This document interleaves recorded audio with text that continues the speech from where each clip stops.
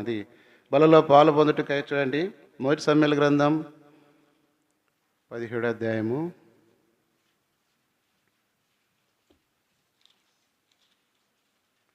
30వ అధ్యాయము, మొదటి సమూయేలు గ్రంథం 30వ అధ్యాయము మనకిచ్చిన సార్వత్రిక సంఘ వాగ్దానంలో 18, 19 వచనాలు అందరు కలిపి చదువుకుంటాం. ఇలాగన దావీదు అమాలేకులు దోచుకొని పోయిన దానంతటిని తిరిగి తెచ్చుకొనెను, మరియు అతడు తన 2 భార్యలను రక్షించెను. కుమారులేమి కుమార్తెలేమి దోపుడు సొమ్మేమి వారు ఎత్తుకొని పోయిన దానంతటిలో కొద్దిదేమి గొప్పదేమి ఏది తక్కువ కాకుండా దావీదు సమస్తమును రక్షించెను. 1 కొరింథీ 11, 27, 28 వచనాలు. కాబట్టి అందరి కలిపి చదువుకుందామండి. కాబట్టి ఎవడు అయోగ్యముగా ప్రభు యొక్క రొట్టె తినునో లేక ఆయన పాత్రలోని త్రాగునో వాడు ప్రభు యొక్క శరీరం గూర్చి రక్తమును గూర్చి అపరాధి అగును. కాబట్టి ప్రతి మనుషుడు తను తాను పరీక్షించుకొని వలను, అలాగూ చేసి ఆ రొట్టెను తిని ఆ పాత్రలోనిది త్రాగవలను. 29 కూడా, ప్రభు శరీరం అని వేచింపక తిని త్రాగువాడు తనకు శిక్షావిధి కలుటకే తిని త్రాగుచున్నాడు. ప్రభు సాయం కొరకై ప్రార్థన చేసుకుంటాం.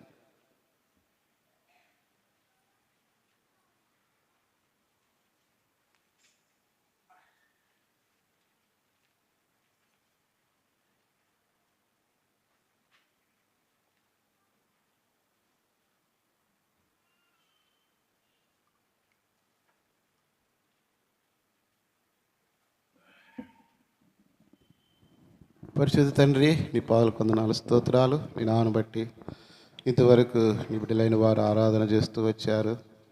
నేను మీ మౌనాన్ని ఏకీభవించి ఆమెనంటూ ద్వారా నీ నామను గొప్ప చేయట్లో మీరు అనుగ్రహించిన సమయాన్ని బట్టి వందనాలు. తిరిగి నీ శరీరానికి రక్తానికి సాదృశ్యమైన బలలో పాలు పొందడానికి కావాల్సిన లేఖన భావం విడిచి వడ్డించడానికి నిలబడి దాసును అభిషేకించి వాడుకొనము. నీ మాటల చేత ఎవరికి ఏ మాటలు అవసరమో మాటలు దయచేయమని ప్రార్థన చేసి నిలబడి దాసును అభిషేకించండి. నీ రక్తాన్ని ప్రోక్షించము, నా పెదవుల హృదయాన్ని తాకము, నీ అభిషేకం కోరుకుంటూ ఇచ్చిన సమయాన్ని బట్టి వందనాలు చెల్లించుకుంటూ శత్రుకార లయపరచమని యేసుక్రీస్తు నామంలో స్తుతించి ప్రార్థించి వేడుకొనుచున్నాం తండ్రి. ఆమేన్.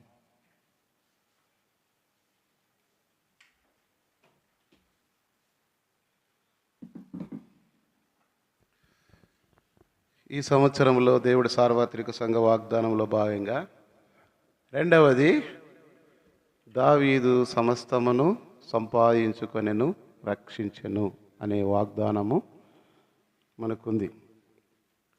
ఆ యొక్క వాగ్దానాన్ని ఆధారం చేసుకొని మనం కూడా దావీదు జీవితంలో దేనిని సంపాదించుకున్నాడు, వేటిని సంపాదించుకున్నాడు అనే విషయాలను మనము ధ్యానిస్తూ ఉన్నాం.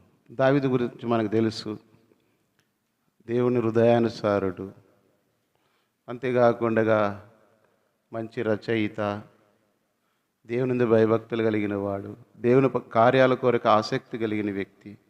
అనేకమైన విషయాలు మనం చూస్తూ వస్తాం.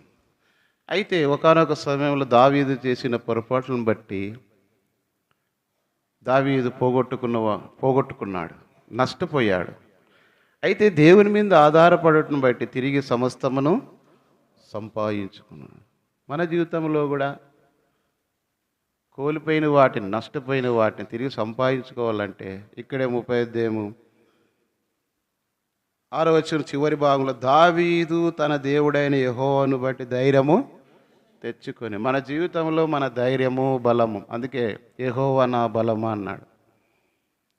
అన్ని విషయాలలో మనకు ఎవరు ఆయన అంటే ధైర్యమునిచ్చేవాడు, బలపరిచేవాడు. పౌలు కూడా అంటాడు కదా, నన్ను బలపరచువా అని నేను సమస్తమును చేయగలను. దేవుడు బలపరుస్తాడు. కాబట్టి ఇక్కడ దావీదు తన జీవితంలో కలిగిన పరిస్థితులన్నిటిలో కూడా ధైర్యం తెచ్చుకోవడానికి కారణం, తన జీవితంలో దైవక్రమము దేవుని నియమమును దాటిపోయినప్పుడు, చేయకూడని పనులు చేయడానికి వెళ్ళినప్పుడు దేవుడు దావీదు జీవితంలో అనుమతించిన పరిస్థితి, తన కుటుంబమును తనతో కలిగిన వారందరికీ నష్టం కలిగింది. శత్రువులు వచ్చి దోచుకొని పోయారు. ఒకప్పుడు ఇశ్రాయేలు పక్షంగా యుద్ధం చేసినటువంటి దావీదు ఇప్పుడు ఇశ్రాయేలులకు విరోధముగా యుద్ధం చేయడానికి ఫిలిస్తీన్లతో కలిసి దేవుని ప్రజల మీదకి వచ్చినప్పుడు ఆ నష్టం చూస్తూ వచ్చినప్పుడు తిరిగి దేవుడు ఇశ్రాయేలుని కాపాడు దేవుడు కునుకడు నిద్రపోడు. ఒకవేళ మనకు అనుకూలమైన విధాలు మనం పోవచ్చు, కానీ దేవుడు తన ప్రజల పక్షంగా ఇశ్రాయేలుని కాపాడు దేవుడు కునుకడు నిద్రపోడు. అందుకే ఎస్తేరుతో కూడా మొర్దెకై మాట అంటాడు, ఈ సమయమందు నువ్వు మౌనంగా ఉండే నీడల యూదులకు సహాయం మరొక దిక్కు నుండి వచ్చును. దేవుని బిడ్డలైన వారికి దేవుడే అన్ని విషయాల్లో సహాయపడుతూ వస్తాడు, కాపాడుతూ వస్తాడు, రక్షిస్తూ వస్తాడు, పోషిస్తూ వస్తాడు. కానీ దావీదు ఏమనుకున్నాడు ఇక్కడ అంటే, తనకు కలిగిన పరిస్థితులను బట్టి ఫిలిస్తీన్ల పక్షంగా ఇశ్రాయేల్ మీదకి యుద్ధంకి వచ్చిన సమయంలో నష్టపోయింది. కాబట్టి మన పతనాల పొరపాట్లు అన్నిటి కూడా సరి చేసుకున్నప్పుడు తిరిగి దేవుడు వాటన్నిటిని సమకూరుస్తాడు. ఇక్కడ తిరిగి దావీదు సమస్తమును సంపాదించుకున్నాడు. మనం ఆత్మీయంగా మనం కూడా దీని విషయాలు పోల్చుకుంటే, చాలామంది ఏమి సంపాదించినారు అని అడిగితే చెప్తూ వస్తారు, అయ్యా ఇన్ని ప్లాట్లు కొన్నాము, ఇన్ని భూములు కొన్నాము, ఇంత బంగారు కొన్నాను, లేదంటే ఇంత ఇండ్లు ఉన్నాయి, ఇంత బంగారు ఉంది, ఇంత డబ్బు ఫిక్స్డ్ చేసినాము, రకరకాలుగా ఇవన్నీ కూడా సంపాదించుకుంటూ వాళ్ళ భౌతికమైనటువంటి విషయాల గురించి చెప్తూ వస్తారు. అయితే మనం ఆత్మీయంగా దేనిని సంపాదించుకోవాలంటే క్రీస్తుని సంపాదించుకోవాలి. దావీదు భౌతికంగా ఈ లోక సంబంధంగా రాజుగా ఉన్నప్పటికీ, సమస్తమును సంపాదించినప్పటికీ, ఆయన చెప్పిన ఆత్మీయ జీవితంలో దేవుని విషయంలో కొన్ని సంపాదించుకున్నాడు. ఆ విషయాలను త్వరగా మనం చూసుకొని ప్రభు యొక్క బలలో పరీక్షించుకొని యోగ్యమైన విధానంలో ప్రభు యొక్క బలలో పాల్గొంటూ వస్తాం. దావీదు మొదటిగా సంపాదించుకుంది ఏమంటే సింహాసనము. చదవండి లూకాసు వార్త 1వ అధ్యాయము 32వ వచనం.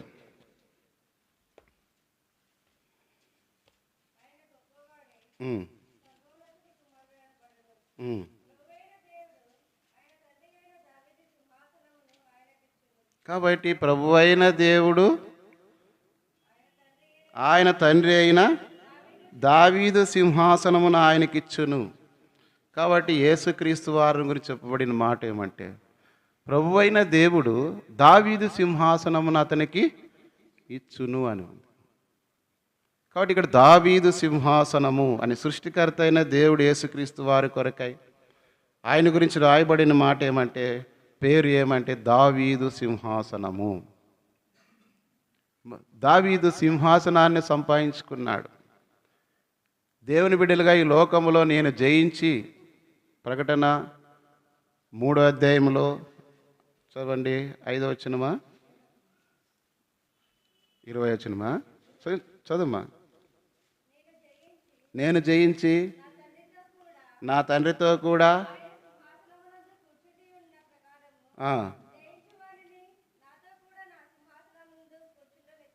కాబట్టి ఆ సింహాసనము దావీదు సింహాసనం, పరలోకమందు దావీదు సింహాసనం గురించి రాయబడింది. ఈ లోకంలో కూడా దావీదు సింహాసనం మంది ఇశ్రాయేలు దేవుని ప్రజలైన వారికి ఆయన రాజుగా 40 సంవత్సరం పరిపాలన చేశాడు. ఆ సింహాసనమును ప్రభు అయిన యేసుక్రీస్తు వారికి ఇచ్చినట్టుగా రాయబడుతూ వచ్చింది. ప్రభు అయిన యేసుక్రీస్తు వారు కూడా ఈ లోకంలో ఉన్నప్పుడు ఆయన దావీదు సింహాసనమును అతనికి ఇచ్చును అని దేవుడే దావీదు సింహాసనాన్ని యేసుక్రీస్తు వారికి ఇచ్చును.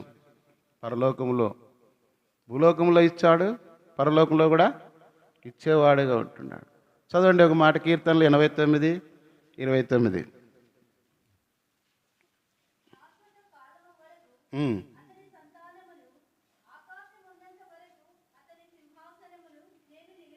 ఎంతవరకు అంట?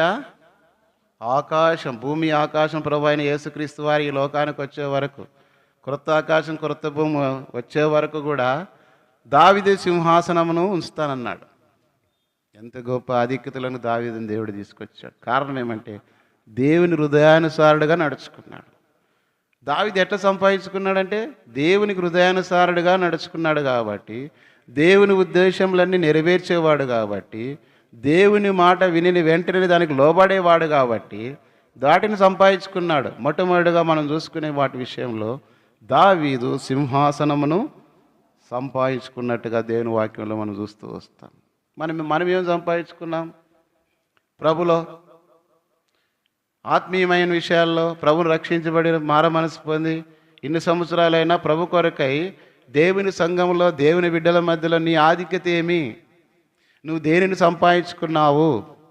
నిన్ను బట్టి ఆ వ్యక్తి ద్వారా, ఆయన పరిచయ ద్వారా ఫలానా దానిని నేను పొందాను, ఫలానా విషయాల్లో నేను మేలు పొందాను, క్షేమం పొందాను అని ఏదైనా నిన్ను గురించి ఆ సంఘములో సాక్ష్యం ఇచ్చే స్థితిలోనికి నువ్వు సంపాదించుకుంటున్నావా?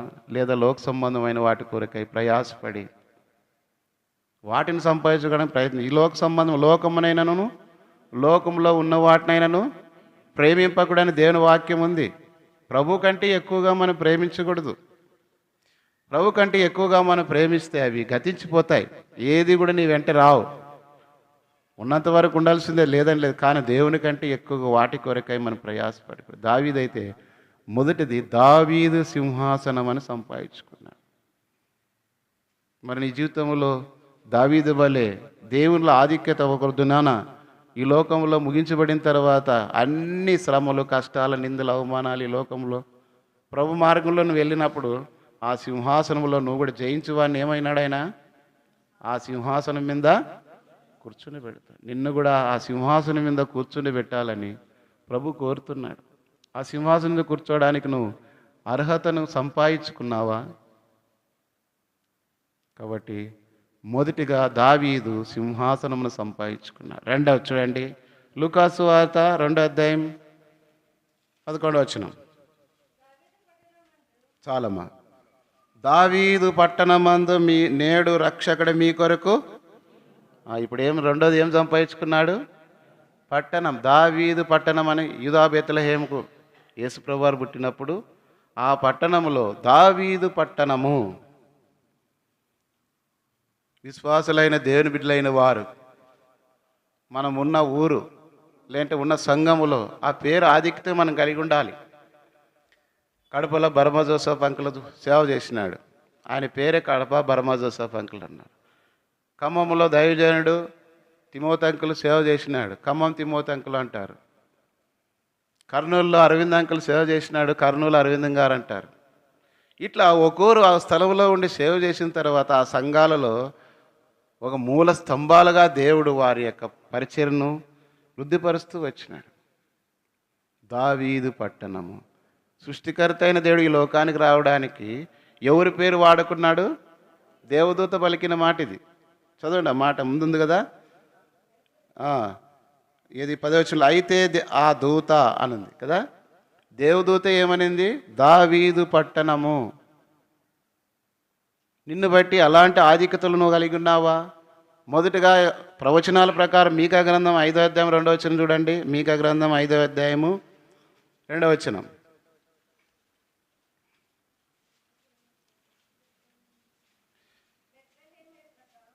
బెత్లెహేము ఎఫ్రతా యూదావారి కుటుంబంలో నీవు స్వల్ప గ్రామమైనను నా కొరకు ఇశ్రాయేలు ఏలుబోవాడు నీలో నుండి వచ్చును. కాబట్టి బెత్లెహేములో ప్రభువైన యేసుక్రీస్తు వారి ఈ లోకంలో జన్మించడానికి వాడుకున్న పేరేమంటే దావీదు పట్టణము. మరి ఆ పట్టణం పేరు కూడా దావీదు పేరు ఉండడానికి సంపాదించుకున్నాడు. అంతేకాకుండా దేవుని ప్రజలైన వారికి విపత్తు కలిగినప్పుడు దాన్ని కాపాడట కొరక ఏమన్నాడు చూడండి. యెషయా గ్రంథం 38, 35. 38వ అధ్యాయం 35వ వచనం.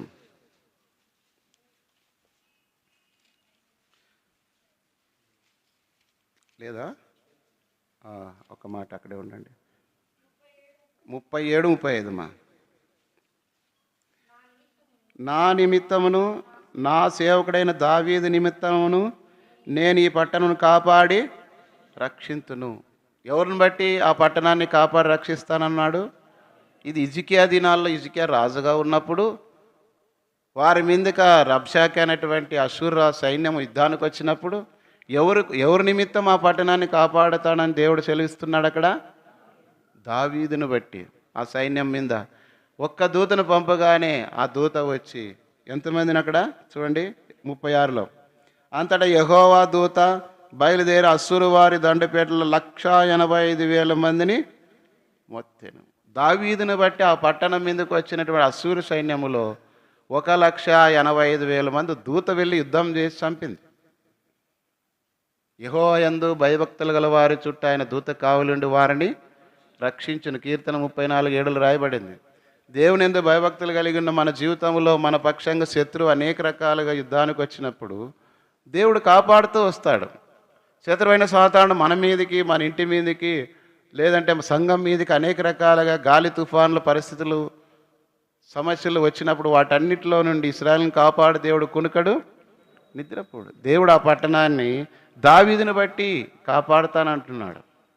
మరి ఏ ఇంటిలో లేదంటే ఏ సంఘంలో ప్రార్థనాపరులు దేవుని యందు భయభక్తులు కలిగిన వారు ఉన్నప్పుడు వారిని బట్టి వారు చేసిన ప్రార్థన బట్టి దేవుడు ఏం చేస్తూ వస్తాడు? ఆ పట్టణాన్ని, ఆ సంఘాన్ని, ఆ కుటుంబీకులను, ఆ విశ్వాసులను అందరినీ కూడా దేవుడు భద్రపరుస్తూ వస్తాడు. అది మనం ఎరిగిన వారమై ప్రతిదినం నిత్యము ప్రార్థన చేయటం మానకూడదు. మనం ప్రార్థన చేయం, ఆరాధన చేయం, దేవుని ప్రేమించు, దేవుని వాక్యం చదువు, కానీ అన్నీ కావాలి మనకి కదా. అన్నీ కావాలా? చదువుకోకుండా ఉద్యోగం కావాలంటే వస్తుందా? కాబట్టి దేవుని ప్రజలైన వారు నేర్చుకోవాల్సింది ఏమంటే దావీదు పట్టణము. ఆ పేరు దావీదు పట్టణం అని ఆ పట్టణానికి పేరు పెట్టడానికి, దావీదు పట్టణం అని పేరు పెట్టడానికి దేవుడు సంపాదించుకున్నాడు. దావీదు నీ జీవితంలో ఏం సంపాదించుకుంటున్నావు? నిన్ను బట్టి నీ సంఘానికి, నీ కుటుంబానికి అలాంటి పేరు ఆధిక్యత కలిగి ఉందా? లేదా నీ ఇంటికి అలాంటి ఆశీర్వాదం కలుగుతూ ఉందా? పట్టణాన్ని తీసేసి ఒకళ్ళు నీ పేరు పెట్టుకో, లేదంటే ఇంటి పేరు పెట్టుకో, నీ కుటుంబం పేరు పెట్టుకో. నిన్ను బట్టి యెరూషలేము విషయంలో, బెత్లెహేము విషయంలో దేవుడు ఆ పట్టణం కాపాడుతానంటున్నాడు. మరి ఇది దావీదు రెండో సంపాదించుకున్నది ఏదంటే దావీదు పట్టణము. మొదటిది ఏం సంపాదించుకున్నాడు? సింహాసనం. దావీదు సింహాసనాన్ని. రెండవది దావీదు పట్టణమును. మూడోది చూస్తూ వస్తాం. అపోస్తల కార్యములు 15:17. అపోస్తల కార్యములు 15:17. చాలమ్మా. పడిపోయిన దావీదు గుడారము. దావీదు గుడారము ఇక్కడ ఏం చూపిస్తున్నాడు? ఎందుకంటే అనేక మంది శత్రు సైన్యాలు వచ్చి దావీదు పట్టణం మీద దాడి చేసి యెరూషలేమును పాడు చేసినప్పుడు తిరిగి పడిపోయిన దావీదు గుడారాన్ని నేను మరలా కట్టుదునని దేవుడు సెలవిచ్చాడు. దావీదు గుడారం అని పిలువబడ్డానికి ఇష్టపడ్డాడు. కారణం ఏంటి? దావీదు దేవుని హృదయానుసారుగా నడుచుకున్నాడు కాబట్టి దేవుని మందిరానికి కూడా దావీదు గుడారం అని పేరు పెట్టడం జరిగింది. చదవండి ఆమోస్ గ్రంథం 9:11 ఆ మాట మనం చూస్తూ వస్తాం. ఆమోస్ గ్రంథం 9:11.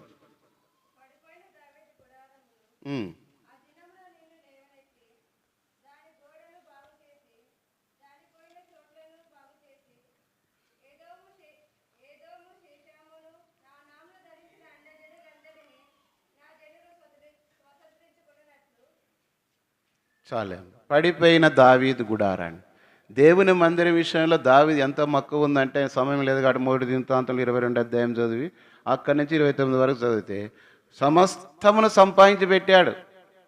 తనతో ఉన్న ప్రజలందరికీ కూడా నేను ఈ రీతిగా మనఃపూర్వకంగా దేవునికి ఇంత బంగారు, ఇంత వెండి, ఇన్ని ఇచ్చాను, మీరు కూడా మనఃపూర్వకంగా దేవునికి ఇవ్వండి అని చెప్తూ వచ్చినాడు. మనం కూడా దేవుని కొరకై అలాంటిది సమర్పణ కలిగి, ఆశ కలిగి ఉంటున్నాము. ఇంకా ఏమన్నా 132 కీర్తనలో మొదటి 5 వచనాలు మార్చి చదువుతాము. యెహోవా దావీదుని కలిగిన బాధలన్నింటినీ అతని పక్షమున జ్ఞాపకం చేసుకొనుము. అతడు యెహోవాతో ప్రమాణపూర్వకంగా మాట ఇచ్చి యాకోబు యొక్క బలిష్ఠునికి మొక్కుబడి చేసెను.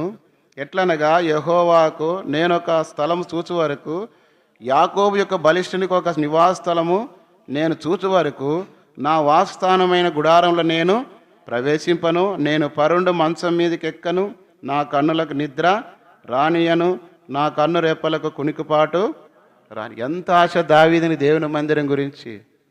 ఇంకో చోట అంటాడు, నాకు గుర్తులేదు కానీ కీర్తనలో, జనులు దేవుని మందిరమునకు వెళ్ళినప్పుడు నా హృదయం ఎంతో సంతోషం. దావీదుకున్న ఆశయం అంటే దేవుని మందిరం. ఎక్కడ యెరూషలేమా నిన్ను ప్రేమించువారు అరణ్యంలో ఉన్నాడు. తరమబడుతున్న సమయంలో 122 కీర్తనలు రాయబడిన మాట ఏమంటే, అరణ్యంలో ఉన్నప్పటికీ దావీదు యెరూషలేమును ప్రేమిస్తున్నాడు. యెరూషలేమా నిన్ను ప్రేమించువారు వర్ధిల్లుదురని, క్షేమం పొందుతారని. మన దేవుని మందిరాన్ని ఎంత ప్రేమిస్తున్నాం, ఎంత కూడికలకు వస్తున్నాం, ఎంత పరిచర్య చేస్తున్నాం, ఎంత ప్రార్థన చేస్తున్నాం, ఎంత ప్రయాసపడుతున్నాం. మన కొరకైతే ఏదో దాన్ని సంపాదించుకోవడానికి, దీన్ని సంపాదించుకోవడానికి, ఉద్యోగం చేయడానికి, పనులు చేయడానికి, లేదంటే దాన్ని సమకూర్చుకోవడానికి దేవుని మందిరమైనా మానుకొని ప్రయాసపడి ఉన్నదంతా దేవుని సంతోషపరచక, దేవుడిచ్చిన వాటిని కలిగిన వాటితో తృప్తి కలిగి ఉండి ఏం చేస్తామంటే లోక వ్యవహారాల్లో మునిగిపోయి అనేక నష్టం పొందుతారు. దేవుని మందిరం అంటే ఆసక్తి ఉండదు, ప్రేమ ఉండదు. ఎంత సులభంగా దేవుని మందిరం మానుకుంటారు, ఎంత నిర్లక్ష్యంగా దేవుని పని మానుకుంటారు, ఎంత దేవుడంటే ఏ మాత్రం భయం లేకుండా దేవుని పరిచర్య విషయంలో పాలు పొందని వారిగా ఉంటారు. ప్రార్థన చేయని వారిగా, ప్రార్థన చేయకపోవడం కూడా దేవుని దృష్టికి ఏమి పాపమే అన్నాడు 1 సమూయేలు 12:23లో. నువ్వు అనుకుంటున్నావు నేనేం పాపం చేయలేదులే, తప్పు చేయలేదులే, పోతున్నాను వస్తున్నాను కానీ దేవుని సంఘము, ప్రజలు ఆత్మల రక్షణార్థమై పరిచర్య కొరకై నువ్వు ప్రార్థన చేయకపోవడం కూడా దేవుని దృష్టికి పాపమే. మేలైనది చేయనెరిగి ఉండియో అలాగ చేయని వానికి పాపము కలుగుతుంది. నువ్వు చేయాలని తెలిసి కూడా చేయకపోతే అది దేవుని దృష్టికి పాపమే. కాబట్టి దావీదు అయితే దేవుని మందిరం విషయంలో ఎంతో మక్కువ కలిగి ఎంతో సంపాదించాడు. ఒక మాట చదివితే మంచిది. ఏం చదవండి, 1 దినవృత్తాంతములు 22 మొదటి 2 వచనాలు చదవండి. తర్వాత 29 ఒకరు 29 అధ్యాయము 2, 3, 4 వచనాలు చదవండి. సమయం వివరించలేక క్లుప్తంగా సమయాన్ని ముగించాలని చెప్తున్నారు. రాసుకొని తర్వాత ధ్యానించుకోండి. 3 దినవృత్తాంతములు 22 అధ్యాయం మొదటి 2 వచనాలు చదవండి. మరియు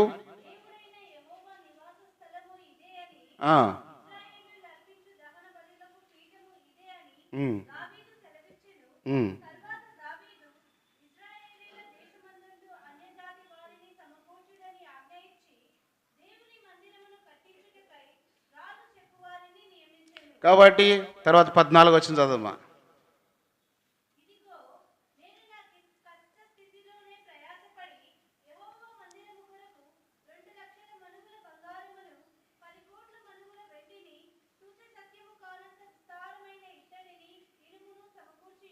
కాబట్టి దావీదు ఎలాంటి స్థితిలోనంట, కష్టస్థితిలో. మనకేమంటే అన్ని దేవుడిస్తే దేవునికి ఇస్తాము. అంతా మందంతా ఏమంటారు, దొంగ బుద్ధే మంది. ఏం బుద్ధి? దొంగ బుద్ధి. దేవుడిస్తే ఇస్తాం, అది కాదు కావాల్సింది. నీకున్నదాన్ని మొదటి దేవునికి ఇవ్వాలా. 5 రెట్లు 2 చేపలు ఇచ్చిన తర్వాత అందరికి ఆహారం అయింది. కాబట్టి ఆ సారైపోతే విధురాలు ఏలి అడిగితే ఒక అప్పం తీసుకుని రమ్మంటే ఇచ్చింది కాబట్టి 3.5 ఏళ్ళు పోషించబడింది. మనం దైవక్రమం ఏం చేస్తామంటే తిప్పేసి మాట్లాడతాం. దేవుడు ఇచ్చింటే కదా, నా కష్టాల బాధలన్నీ తెలుసు, నా పరిస్థితి అంతా తెలుసు అని సాకులు చెప్పుకుంటూ పోతాం. అందుకే దేవుడు వాళ్ళని ఏమన్నా దొంగలు అన్నాడు. మలాకి 3:10లో మీరు చదివితే అనేక సార్లు దేవుడు మనల్ని కాపాడి భద్రపరిచి ప్రతి అపాయంకుడి నుంచి, అనారోగ్యమైన పరిస్థితుల నుంచి, పోరాటాల సమస్యల నుండి దేవుడు తప్పించి ఏం చేస్తామంటే దేవుడు కాపాడితే దాని అంతట్లో నుండి దేవుని విషయంలో నిర్లక్ష్యంగా జీవించి నష్టపోతాం. ఒక సమయం వస్తుంది ఎంతున్నా కూడా ఏం చేయలేని పరిస్థితి వస్తుంది. అది ఒక దినం ఎరగడానికి ముందుగానే దేవుడు హెచ్చరిక చేసినప్పుడు దానికి లోబడాలి, ఆ భయం కలిగి జీవించాలి.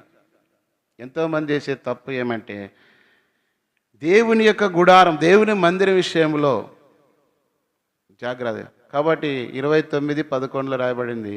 2 దినవృత్తాంతములు 29:11లో చదవండి. నా కుమారులారా తనకు పరిచారకులై ఉండి ధూపం వేయిచుండుటకును, తన సన్నిధి నిలుచుటకును, తనకు పరిచర్య చేయుటకును యెహోవా మిమ్మల్ని ఏర్పరచుకొనెను గనుక మీరు అశ్రద్ధ.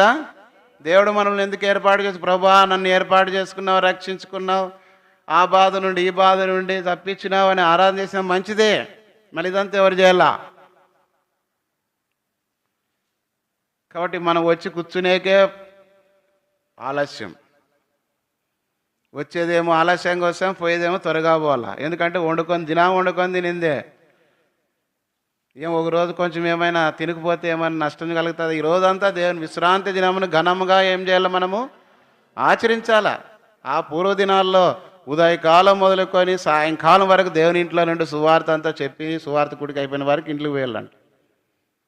ఇప్పుడు ఏమో కొంచెం ఆలస్యం అయితేనే మనం ఏం చేస్తాము, నడాల భూమి మీద నిలబడి లేచిపోవడము, తిరగడము, ఇంకోటి ఏమో పని ఉన్న వాళ్ళకి లేచి ఇంకా సెలలోటి వచ్చినాయి, వాటిని పట్టుకొని ఊరికినే బయటికి పోవడము.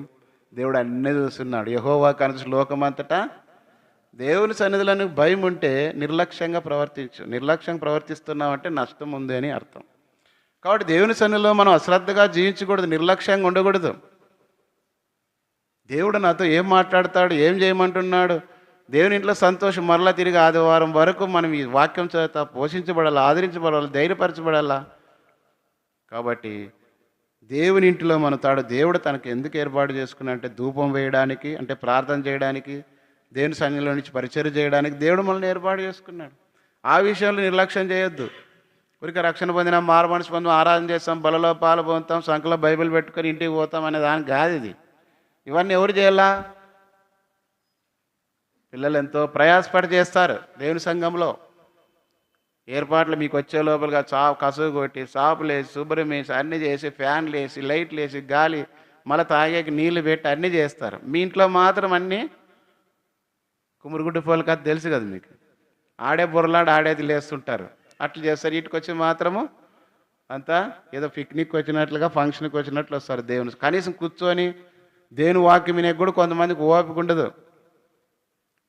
లేనిపోని చేయమంటే, లేదంటే అక్కడ ఇక్కడే చేయమంటే, ఆడ మాట్లాడేయమంటే, సమయం చేయమంటే ఎంతైనా చేస్తారు.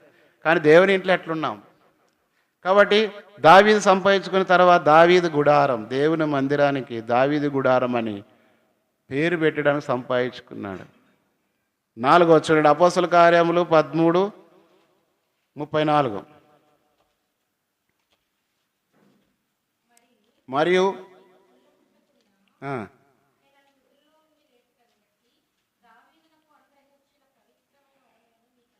దావీదుకు అనుగ్రహించిన పవిత్రమైన వరములు.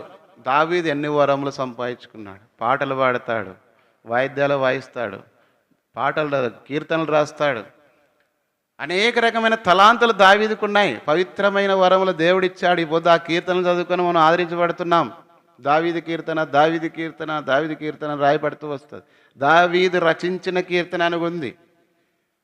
మరి గొర్రెలు కాసుకున్నటువంటి దావీదు దేవుని అంతగా ప్రేమించినాడు కనుకనే ఇశ్రాయేలు మీద రాజుగా దేవుడు చేశాడు. మన జీవితంలో అలాంటి వరం దేవుడికి ఏది ఇచ్చినాడో చదవండి. రోమీయులకు రాసిన పత్రిక 12:6-7 కలిసి ఉంటాయి. నీకు ఇచ్చిన వరం కృపావరం.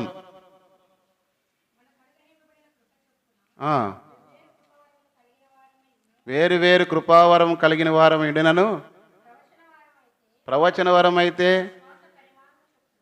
విశ్వాస పరిమాణం చొప్పున ప్రవచింతము, పరిచర్య అయితే పరిచర్యలోను, బోధించువాడైతే బోధించుట్లోను, హెచ్చరించువాడైతే హెచ్చరించుట్లోను పని కలిగిందము. పంచిపెట్టువాడు శుద్ధ మనసుతోను, పై విచారం చేయవాడు జాగ్రత్తతోను, కరుణించువాడు సంతోషంతోనూ పని జరిగి. దేవుని ఇంట్లో కృపావరం. పాటలు పాడేవాడు పాటలు పాడాలి, వాక్యం బోధించేవాడు వాక్యం బోధించాలి, వాయిద్యాలు వాయించేవాడు వాయిద్యాలు వాయించాలి, పరిచర్య చేసేవాడు దేవుని ఇంట్లో. చిన్న పనైనా శుభ్రం చేసేవాళ్ళు శుభ్రం చేయాలి, ఎత్తిపెట్టేవాళ్ళు ఎత్తిపెట్టాలా, భోజనం చేసేవాళ్ళు భోజనం ఏర్పాటు చేయాలి. పంచిపెట్టేవాడు ఎట్లుండాలంట?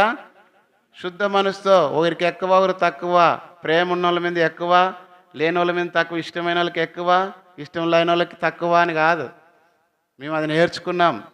1999లో పూర్వమామిల్లో పోయినప్పుడు ఈ మాట చేసి దేవుడు హెచ్చరిక చేసినాడు. పంచిపెట్టువాడు శుద్ధ మనసుతో, భోజనం వడ్డించే వాళ్ళకి. ఆ మాట తీసుకొని ఎక్కడ కూడా దేవుని ఇంట్లో పరిచర్య చేసేవాళ్ళు కానీ పంచిపెట్టే విషయంలో కూడా మనం ఎట్లా ఉండాలంటే, ఇతరులకి మనం చేసిన పని ద్వారా బాధ కలగకూడదు. మనం ఏం చేస్తామంటే, వేసుకో మామ, వేసుకో అక్క, చిన్నాయన, మామ, చిన్నాయన, కపట బుద్ధి. మన ఇంట్లో చేసి పెట్టాలి. అది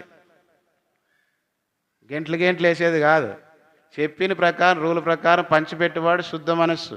మీకు ఏం ఇన్స్ట్రక్షన్ ఇచ్చినారో ఇట్లా వేయండి. ఏం చెప్తాం? ఫస్ట్ అందరికి ఒక గంట వేసుకుంటూ పోండి అన్నాం మనకు. అదే ఇలా నీ అభిమానం ప్రేమ ఉంటే నువ్వు ఖర్చు పెట్టి ఇంట్లో తయారు చేసి తీసుకొని పోయి వాళ్ళకి చేసి ఇంటికైనా పంపి మీ ఇంటికి పిలుచుకొని పెట్టినన్న పెట్టు. ఈడు కాదు, అత్త సొమ్ము అల్లడు దానం చేసినాడంట, వాందేం పోతుంది. కొంతమంది అట్లుంటారు. ఎట్టి సొమ్ము అయితే ఎవరికన్నా పోనని పెడతారు, ఇంట్లో మాత్రం బాగుందని పురుగులు పట్టే వరకు పెట్టుకుంటారు, పాసిపోయే వరకు దాచిపెడతారు.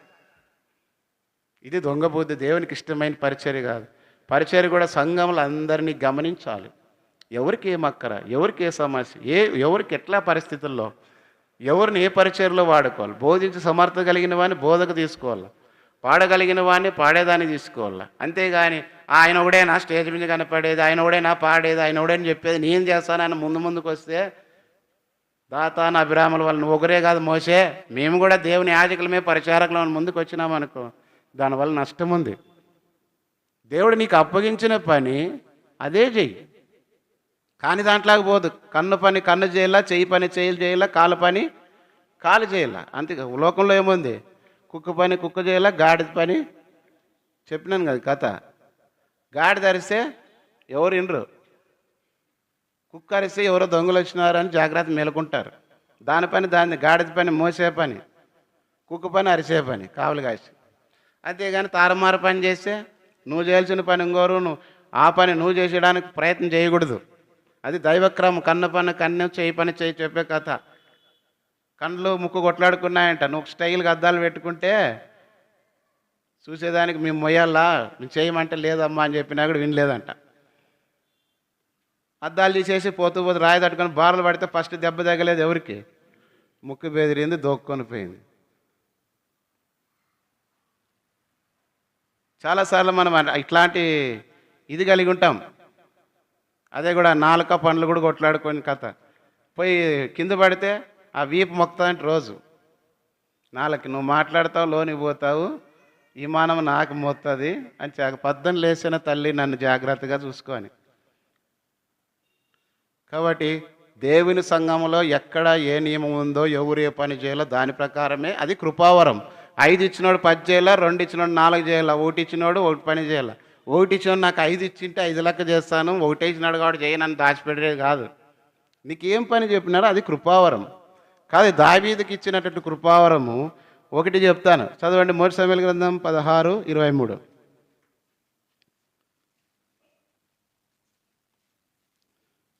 1 సమూయేలు గ్రంథం 16:23.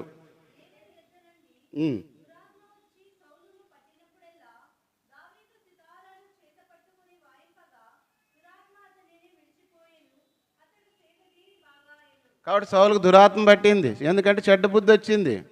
18వ అధ్యాయంలో మనకు తెలుసు, దేవుని ఆత్మ వెళ్ళిపోయింది, దురాత్మ వచ్చి పట్టినప్పుడు, అసూయ పెరిగినప్పుడు దురాత్మ వచ్చినట్లు లెక్క. పగ, కలహము, ఇతరుల మీద, దేవుని ఇంట్లో పరిచయం చేసే వాళ్ళ మీద, లేదంటే ఏదైనా నియమించబడిన వాళ్ళ మీద తిరుగుబాటు స్వభావము, నోటికి వచ్చినట్లు మాట్లాడము, అబద్ధాలు, సాకులు, కొండెములు చెప్పుకుంటూ తిరిగితే ఇదంతా దురాత్మ వచ్చినట్లు లెక్క. దావీదు మీద సౌలు చేసిన పని అదే. ఆ గొల్యాతను చంపచ్చు కదా, పాలేగాడైతే సౌలు రాజై సింహాసనం కావాలా, ఈటి కావాలా, కిరీటం కావాలా, కానీ గొల్యాత కేకలేస్తున్నప్పుడు పోయి చంపచ్చు కదా, చేత కాలేదు. కానీ దావీదు చంపిన దాన్ని బట్టి స్త్రీలు ఏమన్నారు? సౌలుకు 1000 కొలిది, దావీదుకు 10,000 కొలిదని. ఎవరు ఏ పని చేసి వాళ్ళు మెచ్చుకుంటారు. మనం పని చేయంగానే మెప్పు కావాలి మనకి. అది మానవ స్వభావం. దేవుని వాక్యంలో అట్లా లేదు. తను తాను తగ్గించుకునేవాడు తను తాను హెచ్చించుకునేవాడు. నువ్వు హెచ్చించుకుంటున్నావు అంటే సాతానులకు హెచ్చించుకుంటే అటు నుంచి పడదాయబడ్డదానికే. ఆ స్థానం దేవుడు తీసేస్తాడు. సౌలుకు తీసేసినాడు, చివరికి దుర్మరణం పొందాల్సి వచ్చింది. కాబట్టి దేవుని విషయంలో మనం పవిత్రమైన వరములు, దేవుడు మనకి ఇచ్చినటువంటి తలాంతును దాచిపెట్టి కూడా, నేను ఎరిగి ఉన్నాను నా తలాంత్ ఏమో, ఆ తలాంతులో నేను పని చేస్తుంటా. ఎవరెన్నన్నాన్ని, ఎన్ని అడ్డంకులు రాని, ఎన్ని సమస్యలు రాని, ప్రభు నాతో మాట్లాడుతూ వస్తాడు.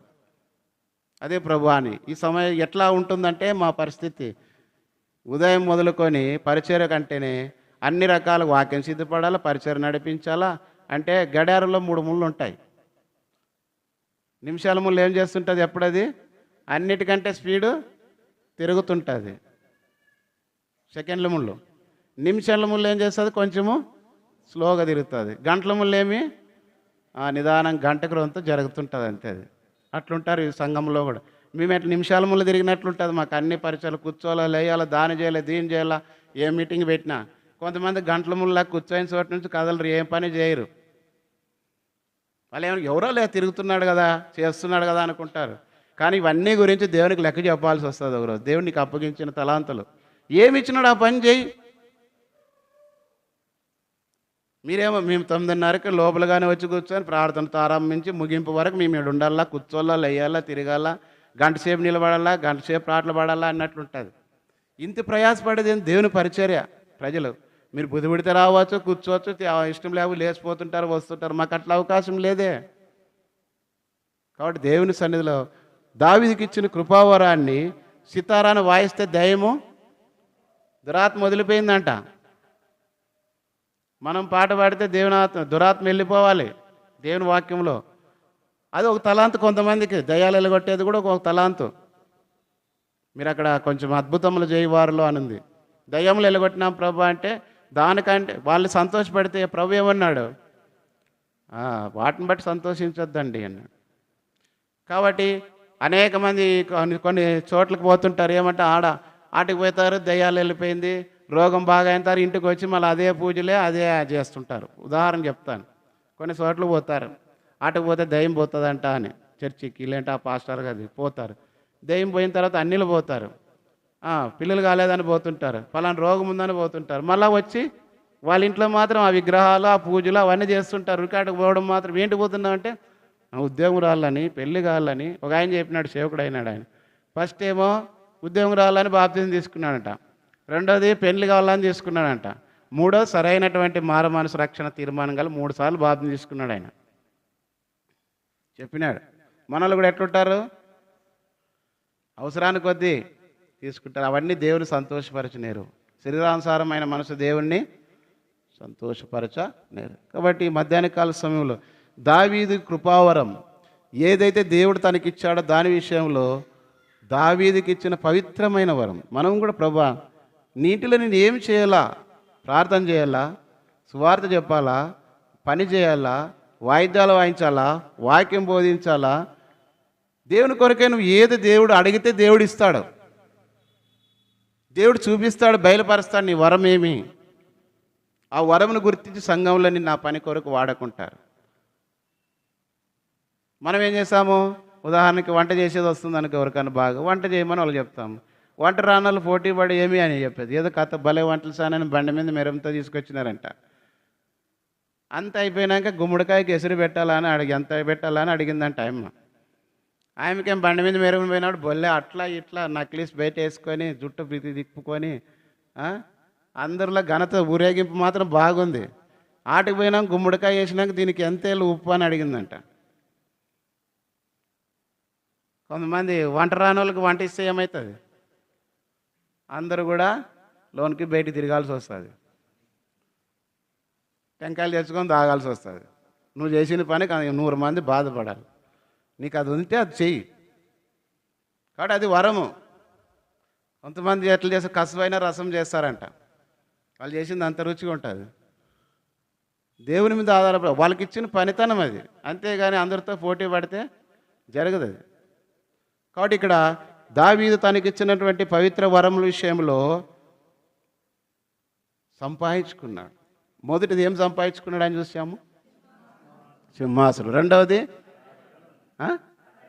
పట్టణం, దావీదు పట్టణం. మూడవది దావీదు గుడారం అని పేరు సంపాదించుకున్నాడు. నాలుగవది పవిత్రమైన వరము దావీదు సంపాదించుకున్నాడు. ఐదవది మనం చూసినప్పుడు చూడండి, దావీదు గ్రంథం, ఎబ్రీ పత్రిక 4వ అధ్యాయం 7వ వచనం.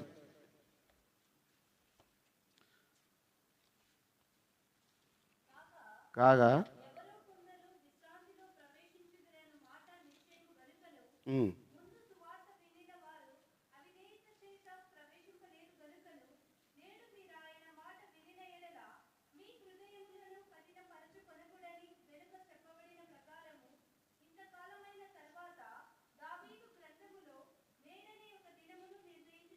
దావీదు గ్రంథము, జీవ గ్రంథంలో కూడా పేరు, ఒక గ్రంథం పేరు కూడా ఆయన సంపాదించుకున్నాడు, దావీదు గ్రంథం అని.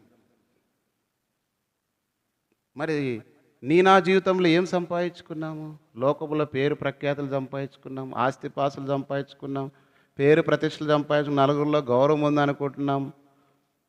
కానీ జీవగ్రంథంలో నీ పేరు ఉందా? అందుకే ప్రకటన 3:5లో రాయబడింది, వాని పేరు జీవగ్రంథమందు రాయబడినది, జయించు వాని పేరు.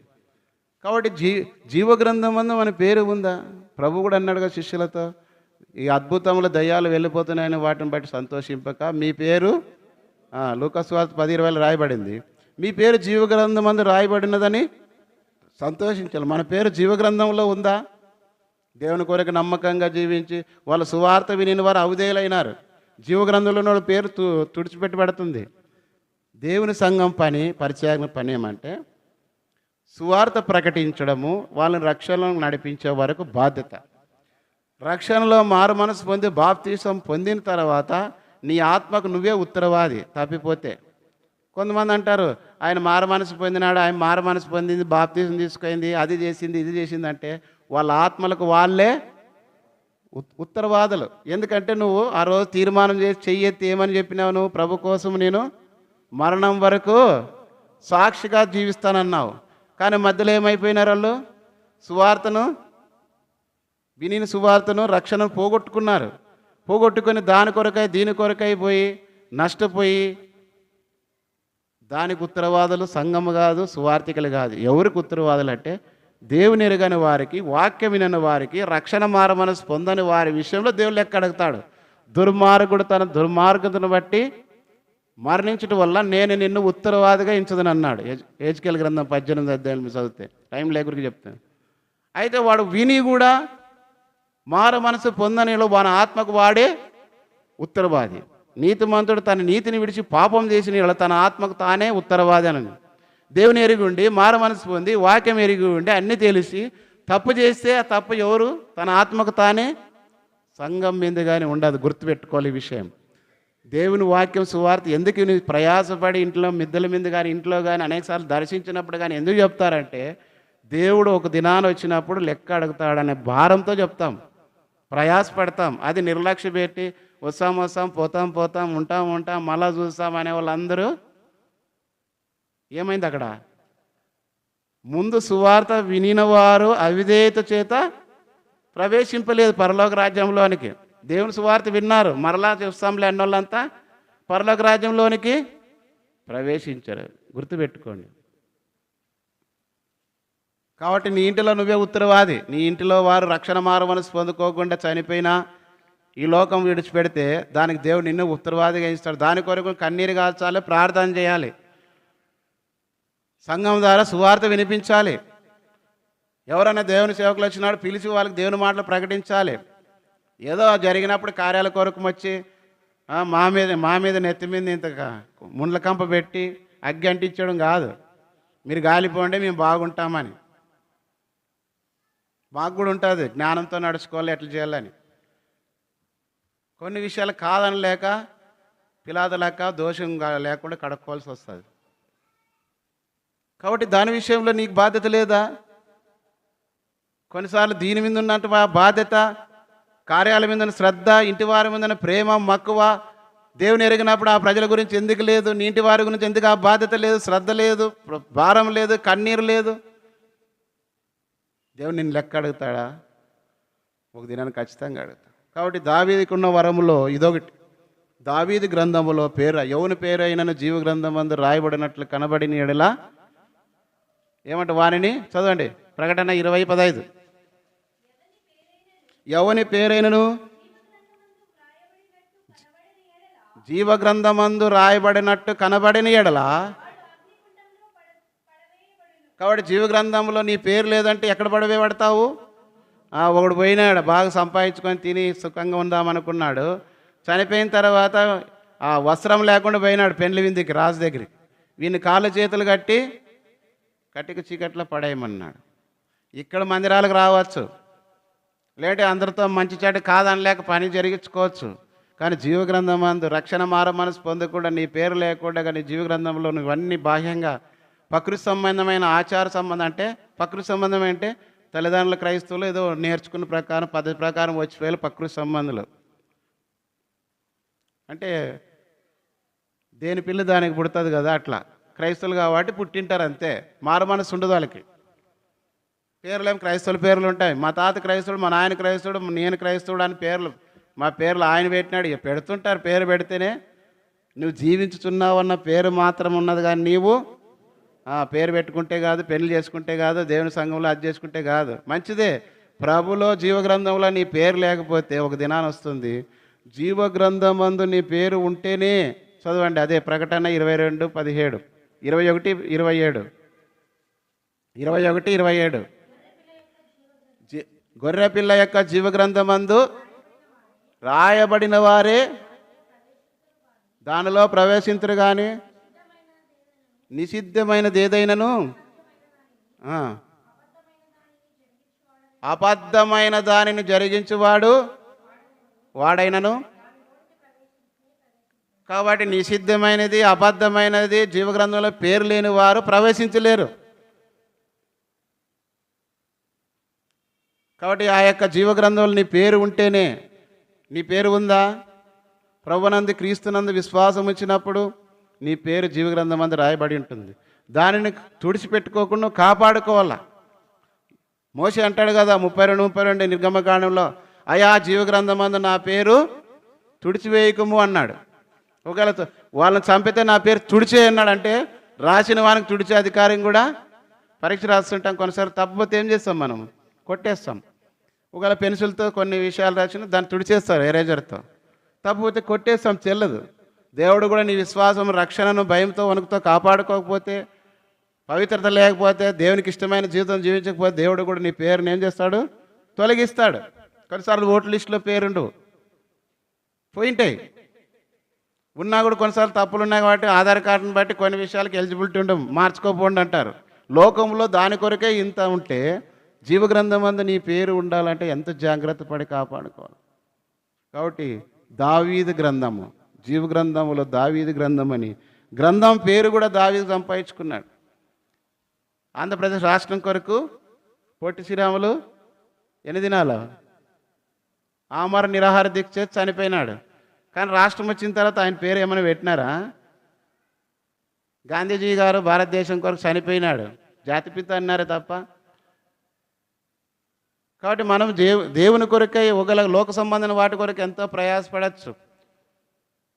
ఒకరు చనిపోయినా కూడా, లేదంటే మన పేరు నిలబడడానికి ఏదో పేర్లు చెక్కించి మంచి మంచి వాక్యాలు చదువుకొని బండ మీద ఎక్కించి రాసి పెట్టించి, లేదంటే గ్రానైట్ వేసి, లేదంటే మంచి మంచి ఇది కట్టి, అబ్బా ఏం కట్టించినారు అనుకోవచ్చు. అది బయటికి సున్నం కొట్టిన సమాధి వల్లే అని ప్రభు, అది దేవునికి ఇష్టం లేదు. నరును ఆత్మ యెహోవా పెట్టిన దీపం మొన్నైనది మంటికి వెళ్ళిపోయింది. ఆత్మ దేవుడు కోరేది. బ్రతికుండగానే రక్షణ మార మనసు పొంది ప్రభులో ఉన్నవారు దేవుని సన్నిధి చేర్చబడతారు. ఒక దినం ప్రభు వచ్చినప్పుడు వాళ్ళు లేపబడతారు, మనం చూస్తాం. మనం కూడా రక్షణ మార మనసు పొంది ప్రభుని చూస్తాం. హృదయ శుద్ధి గలవారు ధన్యుల వారు దేవుని చూస్తారు. మనం కూడా అంతవరకు విశ్వాసంలో కాపాడబడితే చూస్తాం. ఆ నిరీక్షణ విశ్వాసం మనం కలిగిన వారు ఈ లోకంలో భయముతో వణుకుతో ఈ లోకంలో జీవించాలి. దావీదు అది సంపాదించుకున్నాడు. తర్వాత చూడండి 6వది 55 యెషయా గ్రంథం 3వ వచనంలో, యెషయా గ్రంథం 55:3, చెవియగ్గి నా ఎద్దుకు రండి.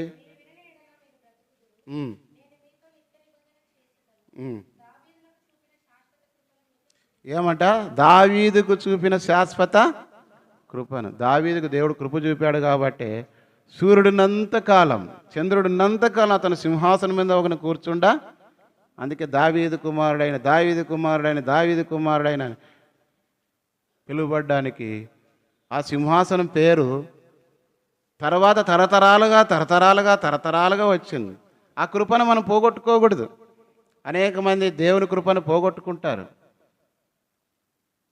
యేసన్న గారు రాసిన పాటల కృప గురించి చాలా సార్లు రాస్తూ వస్తారు. ప్రతి పాటలో కృప అనే మాట లేకుండా ఉంది. పౌలు ఏమన్నాడు? అయ్యా ఈ ముళ్ళు నా యొద్ద నుండి తీసేయమని ప్రార్థన చేస్తే నా కృప నీకు. దేవుని కృపను మనం పోగొట్టుకో. అందుకే అదే పౌలు అన్నాడు 1 కొరింథీ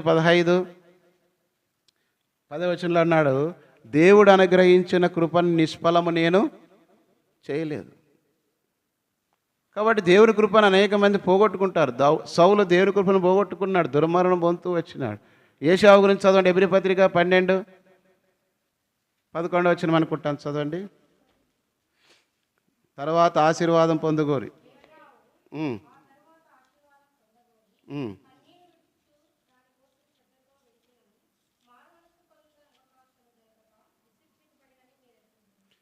16 చదువుతాను మొదటిదా.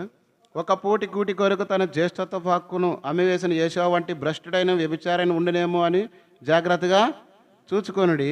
ఏశావు ఆ తర్వాత ఆశీర్వాదం పొందుకొని కన్నీళ్లు విడిచిస్తూ దానికోసం శ్రద్ధతో వెతికినను మారు మనసు పొందిన అవకాశం దొరకక విసర్జించబడనని మీరెరుగు. దేవుడి కృపను పోగొట్టుకుంటే తర్వాత నాకు ఆశీర్వదించంటే కూడా దేవుడు పోగొట్టుకున్న తర్వాత రాదు.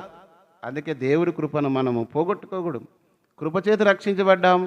మనం బ్రతికినంత కాలము దేవుని కృపను పోగొట్టుకోకుండా కాపాడుకోవాల్సిన బాధ్యత మన పైన ఉంది. అందుకే అదే కీర్తనలు 55:8 ఒక మాట చదవండి. 55:8.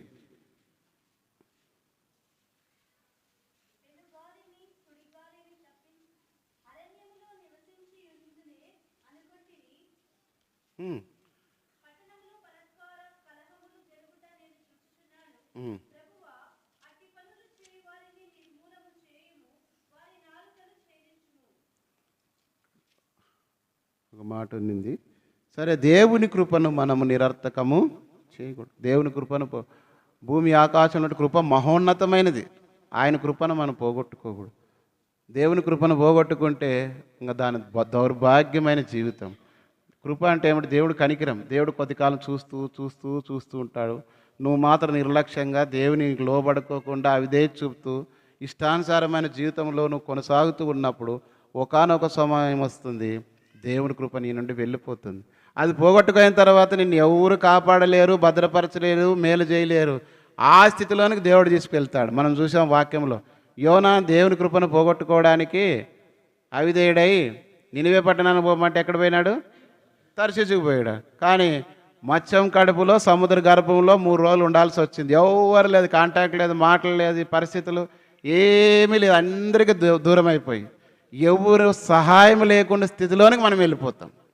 అది దేవుని కృపను పోగొట్టుకోవడం. సౌలు కూడా యుద్ధంలో ఉన్నాడు. యుద్ధం భయంకరం జరుగుతుంది, చనిపోతున్నారు. నన్ను చంపురా అంటే చంపుకోకుండా ఉన్నారు సైనికులు కూడా. చివరికి దేవుని కృపను పోగొట్టుకున్నాడు కాబట్టి అందుకే ఒక మాట అంటాడు, చదవండి.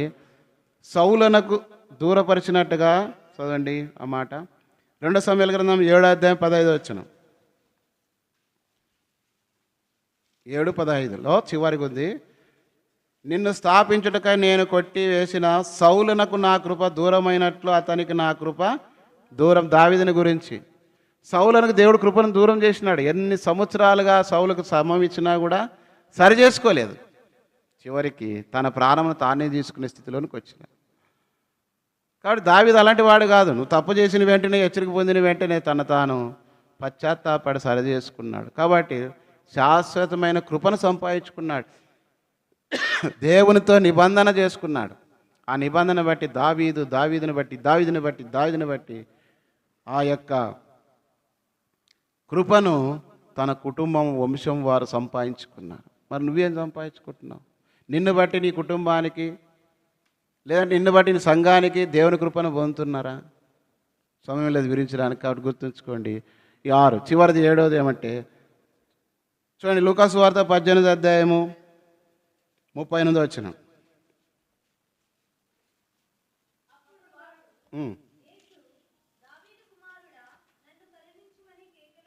దావీదు కుమారుడు అంటే ఫస్ట్ మత్తయి సువార్త 1:1 ఏముంది? అబ్రాహాము కుమారుడైన దావీదు కుమారుడైన యేసుక్రీస్తు వంశావళి. దావీదు వంశావళి. ఎవరు పుడుతున్నాడు దావీదు వంశంలో? ప్రభు అయిన యేసుక్రీస్తు. చూడండి ఆ మాట, దేవదూత పలికిన మాట. అదే మత్తయి సువార్త 1:20.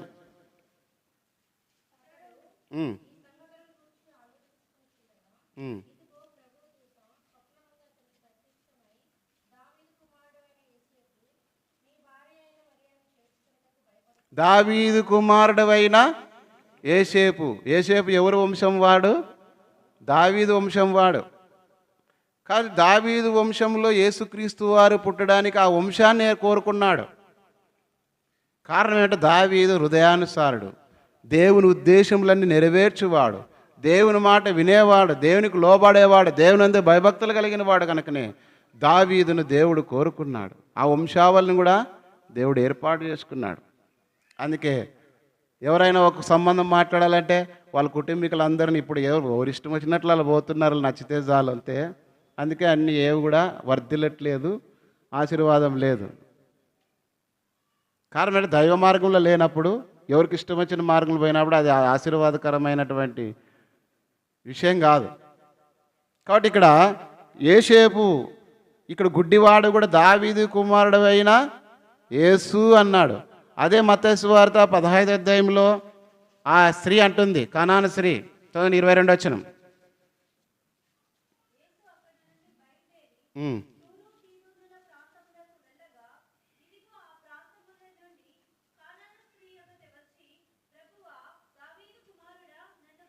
కాబట్టి ప్రభువా దావీదు కుమారుడు నన్ను, గుడ్డివాడేమో దావీదు కుమారుడు అన్నాడు, ప్రభు నిలబడ్డాడు. తర్వాత సృష్టికర్త అయిన దేవుడు భూమి మీద జీవించినటువంటి దావీదు మహారాజు ఎన్నో పతనాలు ఉన్నప్పటికీ ఆయన కుమారుడుగా పిలిపించుకోవడానికి ఇష్టపడ్డాడు. మనల గురించి ఎంతమంది అట్లా ఇష్టపడతారు? ఫలానా వారి పిల్లలని పిలబడ్డానికి పిల్లలు ఇష్టపడుతున్నారా? కొంతమంది పేరు గొప్ప ఊరి దిబ్బ, పేరు ఎవరో బాగున్న పేరు చెప్పుకొని వాళ్ళ ఆయమ్మ కొడుకుని, ఆయమ్మ బిడ్డని, ఆయన కొడుకుని, ఆయన బిడ్డని అని చెప్పుకొని బతుకుతుంటారు. నీకు నువ్వుగా నేను క్రీస్తు బిడ్డని అని సంపాదించుకొని బతకాలా? నిన్ను చూసిన వారు నిన్ను బట్టి క్రీస్తుని ఎరగాల, అంతేగాని పేరు చెప్పుకొని బతికేది కాదు. దావీదు తర్వాత ఆ వంశంలో ఎవరంతా పెద్దగా సొలొమోను బతికినప్పటికీ అతని జీవితము పతనమై రాజ్యం 2 ముక్కలైపోయే అవకాశం వచ్చింది, అయ్యింది కూడా. తర్వాత సంతతులు ఎంతో నష్టం పొందినారు యూదారాజులు. కాబట్టి దేవుని బిడ్డలైన మన ద్వారా ఎలాంటి నష్టం కలగకూడదు. మన వంశం, మన జీవితం, మన కుటుంబం, మన సాక్ష్యం దేవునికి ఇష్టమైన జీవితం జీవించాలి. కాబట్టి దావీదు జీవితంలో అవన్నీ కలిగి సంపాదించుకున్నాడు. మొదటిది ఏం సంపాదించుకున్నాడు? సింహాసనాన్ని సంపాదించుకున్నాడు. రెండవది దావీదు పట్టణం అని సంపాదించుకున్నాడు. మూడవది దావీదు గుడారం, దేవుని మందిరం పేరు సంపాదించుకున్నాడు. నాలుగవది పవిత్రమైన వరములు సంపాదించుకున్నాడు. ఐదవది దావీదు గ్రంథం అనే జీవ గ్రంథం పేరు సంపాదించుకున్నాడు. ఆరవది శాశ్వతమైన కృపను సంపాదించుకున్నాడు. చివరిది దావీదు వంశములో తన పేరు ఉండడానికి యేసుక్రీస్తు వారు ఇష్టపడినట్లుగా దావీదు తన వంశమును, తన కుటుంబమును, పేరును సంపాదించుకున్నాడు. మనమేం సంపాదించుకున్నాము? చదవండి, మార్కు సువార్త 8వ అధ్యాయము 36. ఒకడు సర్వలోకమును సంపాదించుకొని తన ప్రాణమును కొనుట వానికి ఏమి? సర్వలోకం అంట. మనకున్న ఏదో 10 ఎకరాల భూమో 20 100 ఉందంటే ఇంక అసలు భూమి మీద ఉండడంలే. 3 తులాలు ఉంటే ఏడాడ పెట్లో బీరువాలో ఉండదు అది. దాన్ని తిప్పింది అందరికీ. ఇంకా తర్వాత ఇంకా చెప్పుకుంటూ టైం అవుతుంది కాబట్టి చెప్తున్నా. మనకు కొంచెం ఉంటేనే ఏమి లేని ఇస్త్రాకు ఎగిరెగిరి పెడతా అంట. నిండా ఇస్త్రాకు ఎప్పుడు కూడా ఎగిరిపడ. అట్లా అన్నీ ఉన్న వాళ్ళు ఏం పట్టించుకోరు, ఏం లేని వాళ్ళు మాత్రమే అన్నీ పెద్ద పెద్దలను చూస్తాం కదా, ఏముండదు. అంతా అప్పుడప్పుడు వచ్చింది, అదే వచ్చిన వాళ్ళు ఏడాడిపోతారు అంతా. అది ఇట్లా, ఇది ఇట్లా, తండ్రి నాయన అనుకునేది అన్నారు. లోకంలో ఏమంటే నడమంత్రాలు సిరి నా మధ్యలోనే నడమంత్రలోనే పోతుందంట. కాబట్టి మనం అనుకోవచ్చు, గర్వించకూడదు. కాబట్టి ఒకడు సర్వలోకమును సంపాదించుకొని తన ప్రాణం పోగొట్టుకుంటూ వానికి ఏమి? అదే అలెగ్జాండర్ చక్రవర్తి చనిపోయినప్పుడు డాక్టర్లు చెప్పినాడంట తన ఉన్న సైన్యంతో, అయ్యా నేను చనిపోయిన తర్వాత పెట్టెలో నన్ను పెట్టి నా చేతులు బయట పెట్టండి, ఇట్లా చెప్పండి అన్నాడు. ఏమంటే సర్వలోకాన్ని జయించుకుంటూ వచ్చాను కానీ పోయినప్పుడు వట్టి చేతులతో పోతున్నానని నా చేతులు బయట పెట్టండి ఆ బాక్సులు అన్నాడు అలెగ్జాండర్ చక్రవర్తి. నిన్ను గురించి ఏమి సంపాదించుకుంటున్నావు? ఒకడు సర్వలోకం తన ప్రాణం పోగొట్టుకొని నరకానికి పోతే ఏం ప్రయోజనం? నిత్యం యుగాల అగ్నిగుండంలో పడవేయడానికి.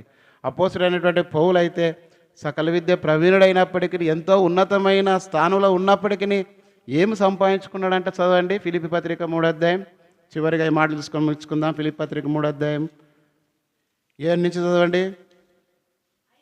అయినను ఏవేవి నాకు లాభకరములై ఉన్నావో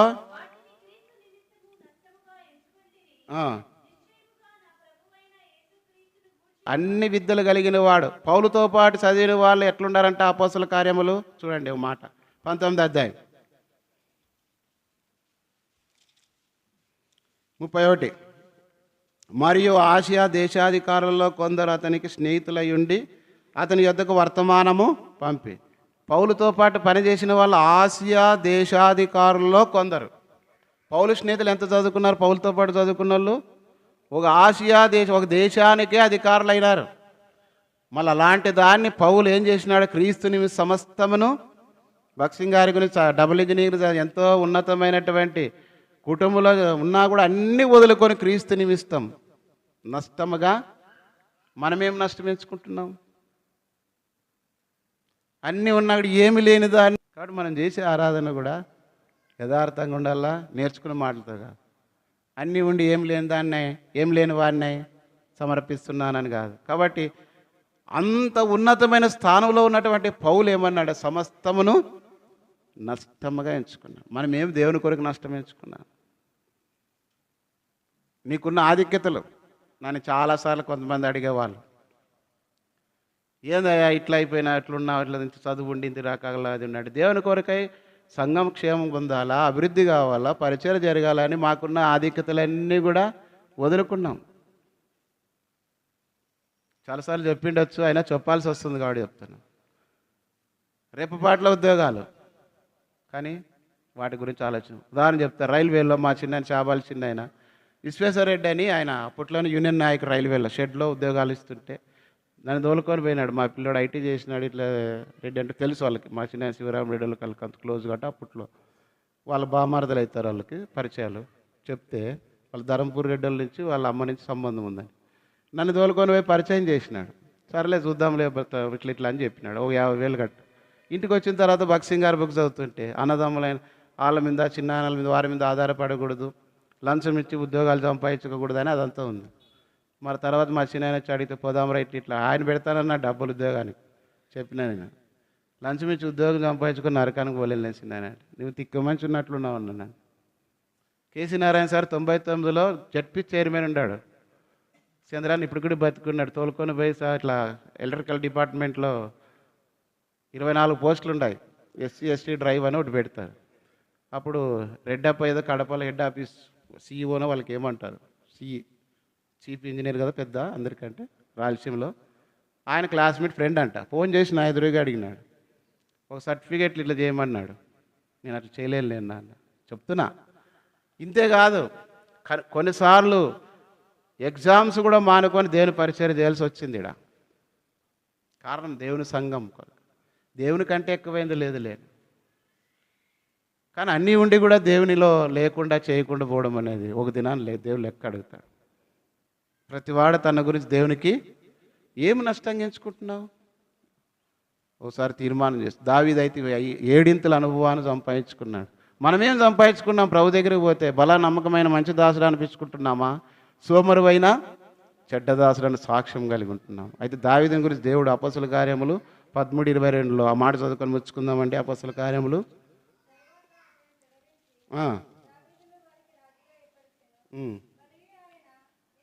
నేను యెష్షై కుమారుడైన దావీదుని కనుగొంటే అతడు నా ఇష్టానుసారుడైన మనుషుడు, అతడు నా ఉద్దేశములన్నీ నెరవేర్చనని చెప్పి అతని గురించి సాక్ష్యం ఇచ్చి. నిన్ను గురించి ఏమని దేవుడు సాక్ష్యం ఇస్తున్నాడు? కాబట్టి నువ్వేం సంపాదించుకుంటున్నావు? దేవునిలో ఆత్మీయంగా దైవ సంబంధమైన జీవితంలో తీర్మానం చేసుకో. ఇక నుంచి అయినా దావీదు సమస్తం సంపాదించుకున్నాడు. అలాంటి ఆధిక్యతలో ప్రభు దగ్గరికి వెళ్ళినప్పుడు ఆ సంపాదన నీకు ఉండాలి. ఆత్మ సంబంధమైన సంపాదన, ఆధిక్యత కలిగి ఉండాలి. దేవదూతలు నిన్ను మెచ్చుకునే విధానంలో ఉండాలా. సంఘంలో నువ్వు సాక్షిగా జీవించాలి. అనేకలకు క్షేమకరమైన, ఇదే అపోస్తల కార్యంలో 13:36లో రాయబడిన మాట. అంటే దావీదు దేవుని సంకల్పం చొప్పున తన తరం వారికి సేవ చేసి, దేవుని సంకల్పం చొప్పున సేవ చేసి నిద్రించాడు. ఈనాడు మనకు సాక్షిగా ఉంటాడు. మనము దేవుని సంకల్పం ప్రకారం జీవిస్తున్నామా? అలాంటి సాక్ష్యం కలిగి ఉన్నామా? ఆ రీతిగా దావీదైతే సమస్తం సంపాదించుకున్న నీ జీవితంలో ఆ రీతిగా దేవుని కొరకు సంపాదించుకోగలిగినట్లుగా తీర్మానం చేసుకో. ప్రభు నీకు సహాయం చేస్తాడు. మోకాళ్ళ మీదకి రండి, మోకరించండి. దేవుని వాక్య పిల్లలు మిమ్మల్ని పరీక్షించుకొని యోగ్యమైన విధానంలో ప్రభువులలో పాలు పొందినట్లుగా ఈ ఏడింతల అనుభవంలో దావీదు వల్లే నిన్ను నీవు దేవునికి సమర్పించుకొని జీవించగలిగినట్లుగా ఈ యొక్క సార్వత్రిక సంఘ వాగ్దానం ద్వారా నేను నీ తీర్మానం చేసుకొని ప్రభు కొరకై అప్పగించుకొని యోగ్యమైన విధానంలో ప్రభు యొక్క బలలో పాల్గొంది.